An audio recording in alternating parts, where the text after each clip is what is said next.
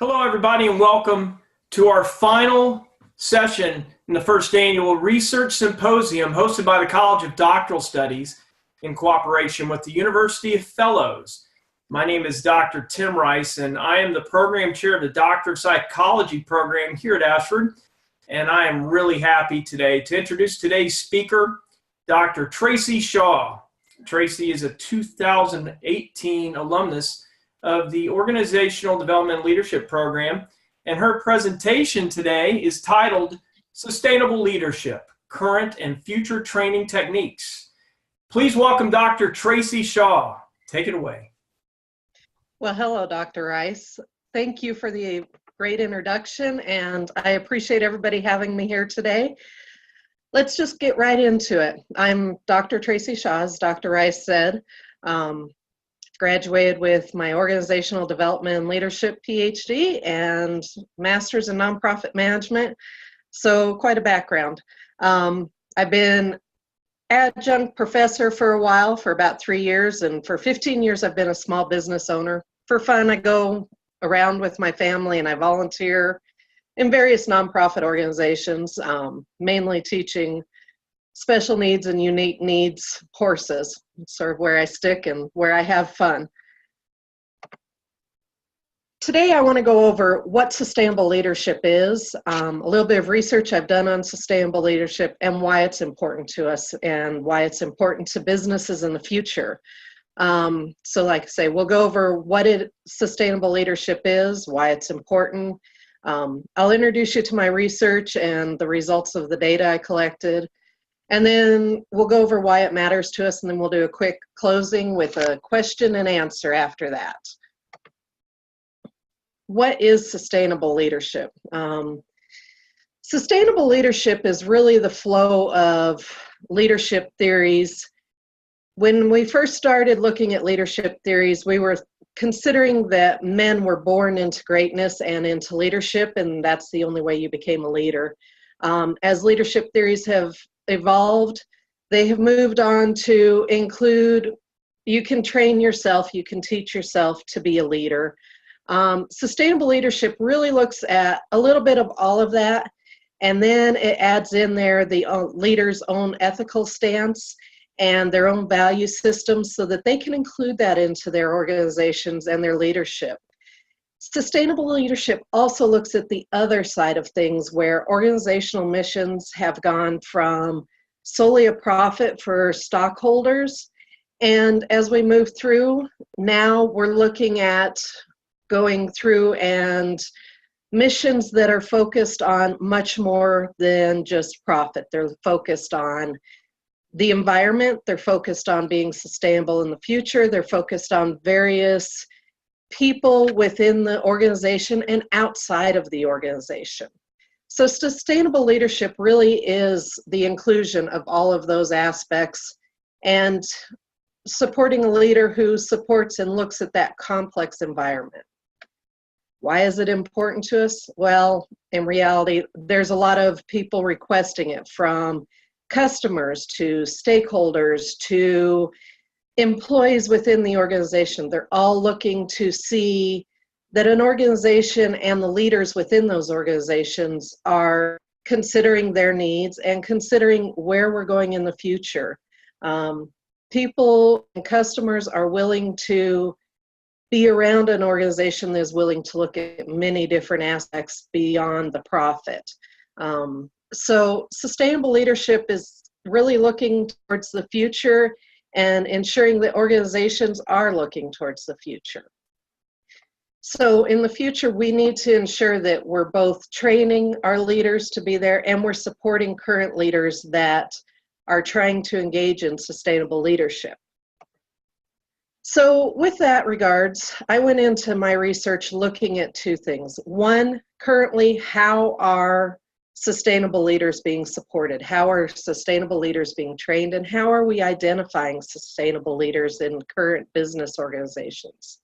But then I took it a step further and I wanted to look to see what the future might bring to ensure that we can find and connect with these sustainable leaders and train them for our future so that we ensure that our organizations have these sustainable leaders. My research background really included a Delphi study. That's what I started with. And a Delphi study is looking at ensuring that there's expert opinions, and those expert opinions are reaching a consensus through back and forth group interaction to ensure that they find a game plan, a general idea of where we're going in these regards. And they form a consensus among themselves as to what we are looking at. It is a mixed method. So the first round, it is done by surveys, and the surveys allow for the opportunity for each individual to express their opinions without group peer pressure is what we're looking at. So in my data, the first round was short question, qualitative answers. The second and third round were meant for ensuring consensus, and they were quantitative in method. And then finally, the third round was ranking each answer to ensure that we understood what was the top reason and what was the bottom reason of the consensus that these groups had formed. The population I selected to be the experts in my research were leadership coaches from the International Leadership Federation. It was restricted to the United States, and I wanted to ensure that they had plenty of knowledge about sustainable leaders, so we restricted it to 5+ years knowledge of corporate social responsibility and or sustainable leadership. In round one, like I say, it's qualitative, so we coded those themes that came through to ensure that we were looking at general themes and that all the answers that came through from the short answer questions were included and sustained by the group as in general. And what came through is currently the top training skills that we were looking at is how to form a learning organization. 83% of respondents really felt that that was important. A strategic view from the leader themselves, being able to look into the future and understand where we were headed. Communication, diversity, and finally their own ethical values were all things that these experts felt were currently being utilized by successful, sustainable leaders and were important to maintain that in an organization. They sort of looked a little bit in the future, and they felt that in the future, understanding psychology, being a visionary, and being willing to set goals were going to be important for sustainable leaders, and promoting a learning organization and motivating people inside and outside through collaboration and willingness to work with people and look outside of their own needs. The training techniques that came through, because like I say, we were set on current and future and training techniques and their own personal skills of sustainable leaders. In this case, the top training technique that came through for sustainable leaders in a lot of ways can be discounted because it was a population of coaches. So the top for current and future came through as coaching. I think in a lot of ways you can remove that as being biased. So they also found that current skills were personal development, a big focus on people skills, family balance, organizational skills, and quite frankly, experience. A lot of them expressed the need that these sustainable leaders were just in the forefront of sustainable leadership, and so they had to have experience in just doing sustainable leadership and being willing to support that, and through experience they were willing to push a little bit and maintain their ethical values within their experience. In the future, some interesting things came up. First, they felt that technology, including team and group interaction, much like we're doing today, was going to be important for training these future leaders.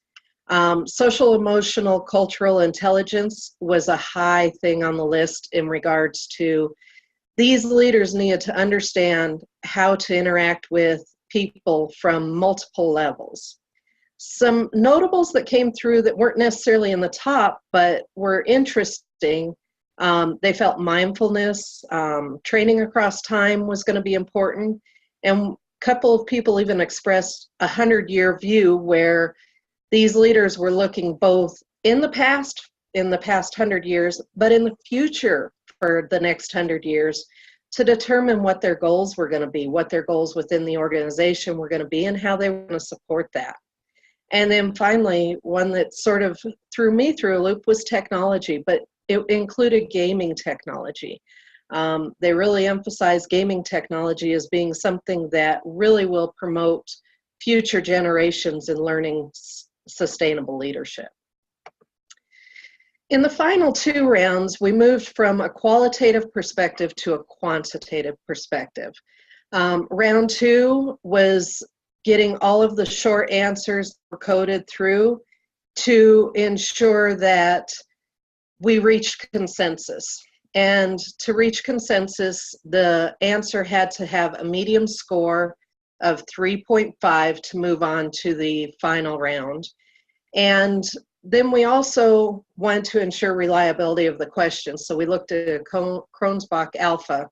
It came in at 91.88%, which is pretty high for a Kronzbach, but considering the questions that were asked are centered around, at the outside, 4 themes, it wasn't too surprising that it came through as high because the questions were much the same amongst each other and had similar qualities.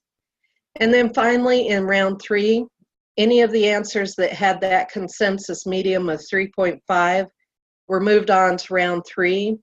And then the participants were asked to rank those from 1 to 5 in that process, or 1 to 10 in that process to develop top themes.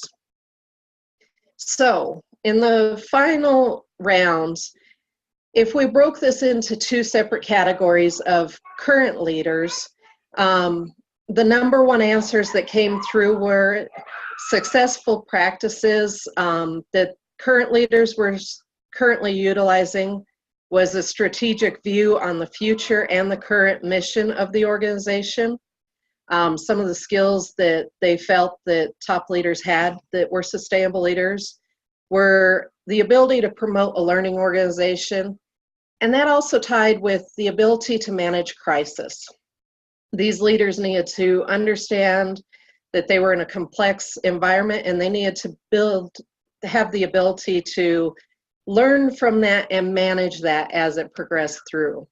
The current knowledge that they felt sustainable leaders had sort of falls in line, the ability to adapt to risk and handle complex problems. And they felt that a lot of sustainable leaders, if they were focused on training techniques, were focused on like a 10, 20, 70 learning opportunity where 10% was focusing on themselves and learning themselves through reading, through just general research. 20% was attending training opportunities, and finally 70% was just engaging in the actual organization. They felt in the future some of the training techniques that would be important were handling complex problems and collaborating with multiple stakeholders, both internally and externally. They also felt that a leader had to be a visionary in the future and was willing to focus on personal development, focus on ensuring that the organization as a whole was willing to learn, and things like that. And finally, the skills they felt that each leader would need to develop would be personal skills, integrity, ethics, critical thinking, all those things that sort of pan into looking at and operating within a complex environment where you're focusing on internal and external stakeholders, and you're focusing on multiple directions the organization is willing to go in the future. So, as my research panned out, why does this information matter to us at this point? Why are we looking at this and promoting it in the future? Like I say, leadership theories are going to always be evolving, and sustainable leadership is no exception to that. But in this research, the experts determined that there are many things that are going to have to be considered in the future. And so we're going to have to train our future leaders to deal with these complex problems. We're going to have to train our future leaders to understand that they are going to have to operate both external and internal of the organization. They're going to have to consider customers. They're going to have to consider the need for their supply chains to ensure that those natural resources are there in the future and that we're maintaining them. They're going to have to collaborate more with supply chains so that those supply chains are willing to continue to operate with the organization and work towards a forward direction. As one said, sustainable leadership is here, it's happening, and it's going to have to be considered in the future. And those participants really felt that it was important for the future. The look at sustainable leadership is that most of it is benefiting organizations financially through the environment. Their employees are happier to stick around. Their customers are willing to support an organization that is willing to look at that. And so in turn, they're willing to pay a little bit more in regards to that so that there's no future problems with that. So it's here, it's now. We just need to figure out how to train our leaders in the future, and we need to currently look and understand which leaders are going to come through as important and willing to undertake this sustainable leadership. Some of the participants had some remarkable answers in regards to where we're at with sustainable leadership. One said that we live in a knowledge economy. That being said, life is still about people. So you need to consider your employees. You need to consider your outside stakeholders. You need to consider society in general. Another one pointed out that governments really want to work with companies that are offering more within their own organization. And this includes employees who are willing to stay, employees who feel that they're comfortable within the organization, employees that want to promote the growth of the organization. They need to look outside and recognize that there is a wider global implication to their organization. This is no longer an organization that can focus inwards and not look at what's going on outside. Another one, sustainability is increasingly difficult to achieve in the changing marketing environment. Strategy, communication, ongoing professional development is the most important to protect the vitality of the team. Another one, successive generations are less inclined to the command and control style of leadership.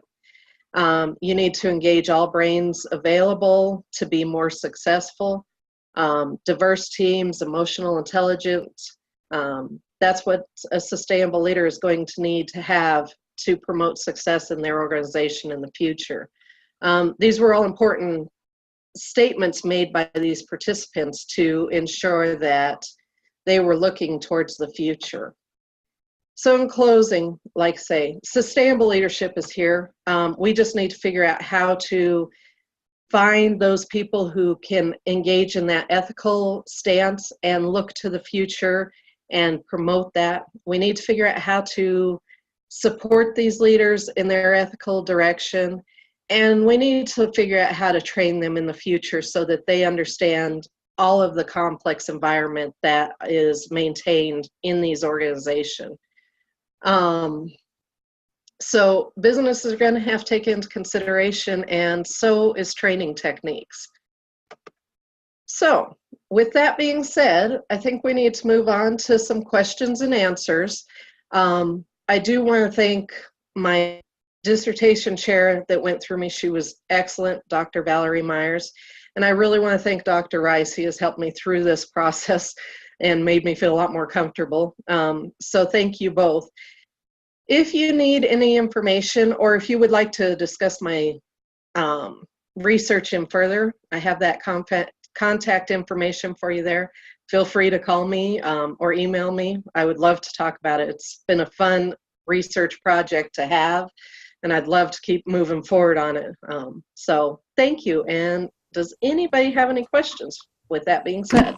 Okay, everyone. Thank you, by the way, Dr. Shaw. Great presentation. If you have any questions, please go to the chat box and type it in there, if you would, please. We do have some questions for you, Dr. Shaw, and I'm going to ask them provide them to you right now. From Dr. Sundstrom, Tracy, what did you learn in your study that caused you to change your own perspectives about sustainable leadership? You know, really it was the training techniques that really had me eye-opened. I sort of went into it having a pretty good idea that there was a change in environment in regards to ethical values, in regards to the direction of organizational mission. A lot of that has come from my nonprofit background and my own personal small business background. I focused a lot on family. But the training techniques really threw me through a loop. Gaming technology, that one just blew my mind that it came up. But once I sat down and thought about it, it made some sense. There's a lot of the future generations are getting into gaming. Despite the fact I know little about it, it makes sense. It's a way to learn it and to get it in your head and get it to stick. Some other things that were amazing to me was they were really focused on not only history, but the future. So a lot of these experts were going, hey, you got to look in the background and see where we've come from, but then you've got to apply that to the future. So look back and see that leadership theories really have evolved from this is solely a man's business and you're born into it, to you really need to look at employees and understand where they're at, but you need to look beyond that and you need to see where our world as a global market is headed and consider those in your general training techniques. So those were some things that really sort of surprised me as I went through. Well, interesting. Yeah. It was interesting. Yeah. One thing I wanted to, it kind of goes right into the next question that was offered by Suraj Alyami. Is it possible to make accurate predictions decades into the future, considering how often revolutionary technologies emerge? I don't think it's completely accurate. I think it's something that we would like to hope comes up in the future, but I don't think it's completely accurate. With that being said, if you sort of track some of the history, you'll find that we move in small movements. So any step forward and any ability to look at that and go, this might be a possibility, will engage at least one person. And if you only engage one person, then you can engage two. And you can keep that movement rolling. Are we going to predict exactly where we're going to be? No, I don't think so. But through experience and history, we might be able to at least get a general idea and allow us to at least start to plan. And any plan should be flexible and any plan should move and any plan should be willing to change as it goes through. And that's about where we stand and where we're going to have to go in the future. Yeah, fair enough. And one question I have is pertaining to the impact on human resource managers that are going to be assisting the leaders of these organizations. Can you elaborate on the challenges that the HR leaders are going to face with respect to the training that's going to have to change and evolve through the next few years? You know, human resource in an organization is an important aspect. They do a lot. And training for them is going to have to be constantly evolving. These human resource managers are going to have to not only, they're sort of in a hard situation because not only do they have to be willing to work with leaders currently, and there are a lot of leaders that are not willing to look outside the organization yet. We're still in that evolution. And so they need to be willing to look at that and say, okay, we're training this way to fit our current environment, but we need to start moving forward and engaging these people. And that's what I think is important now of what came out of this is that human resources are going to have to look at these training techniques, but they're going to have to figure out how to subtly bring it in to people who might be a little resistant to change and unwilling to move in that direction. So these human resource leaders are really going to have to walk a thin line, and they're going to have to figure out how to move some of this into their programs without upsetting the apple cart and creating some tension in their organization that makes leaders resistant to moving forward in these directions. With that being said, I think there's a lot of push from the outside that are forcing many of these boards, many of these leaders to really start looking at it. And I think you can see that in a lot of our Fortune 500 companies that are starting to look a little bit closer. Unilever, Ben and Jerry's, all of those have been ones that are stepping back and going, we've got to make a movement forward, and our customers are demanding it, and our society is demanding it, and our stockholders are going to start demanding it to ensure that we move forward and are sustainable in the future. So it's a fine line for those human resources, but I think that the surrounding environment is helping them move forward. Well, it's a great example. If you think about Sears, that's a company that didn't decide to have sustainability as far as trying to make the adjustments necessary. Does anybody else, if anyone else has any other questions? Oh, great question from Dr. Sundstrom. Are you planning to write an article for publication, Tracy? Yes, I entered into this dissertation phase not realizing how much this interests me. And by the end of it, I would like to continue some research. I would like to publish some of this. And I would like to move this forward in different directions. I think there's a lot of organizations out there and groups that are willing to get into it. And I think it'd be interesting to continue to see where this is evolving. We've got a new business set up called benefit corporations, and they are moving in this direction. I think it'd be great to research some of them and see their actual situation and how they've moved through it. So yes, I would like to continue, and I plan on publishing in the future. Excellent, excellent. One other thing I was going to ask, and it's a question I've asked in a couple of the sessions already, but how can you talk a little bit about your dissertation experience for any students that might be on the call today? And also, perhaps, those folks that are faculty members that are listening, what are some advice pieces that you can offer faculty to help students in the future be able to navigate this process better? You know, mine was an interesting journey. In the grand scheme of things, it was fairly short, and I only spent about 2.5 years through it. But I started with one dissertation chair, and he left halfway through, and I was moved to a different dissertation chair. Picking your chair is very, very important. The first chair I had was very hands-off, which was nice, but it sometimes left me feeling very alone. And it's the whole process of your dissertation is a lonely journey in itself. And if you don't have a good committee, you're going to feel like you're squandering your time and you're spinning your wheels. My second chair came in, and she was willing to engage with me. She was willing to bounce ideas. She was a sounding board. And when I needed a push, she pushed me. And when I needed her to back off, she backed off. So my biggest thing is pick a good committee. It's very important. Somebody told me in the beginning it's like a marriage. Didn't quite understand that statement in the beginning. I now understand it. You really need a good committee behind you.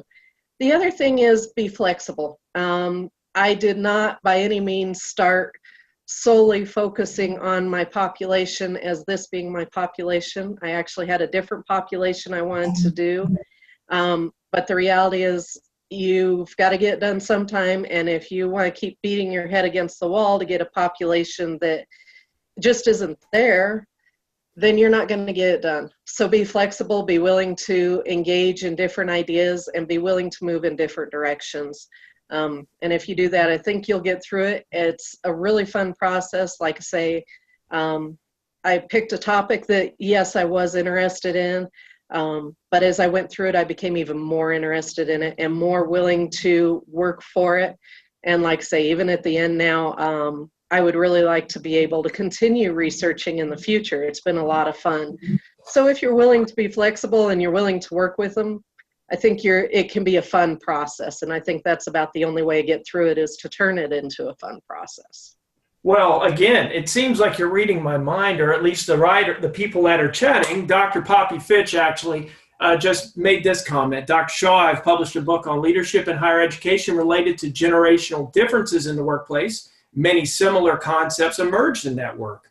I've got your contact and we'll reach out to you directly about potential collaboration. So, I think that's one thing that's great, is that this community of learners, really researchers, are here to work together. And so, well, and that's why I appreciate this ability to be in this platform.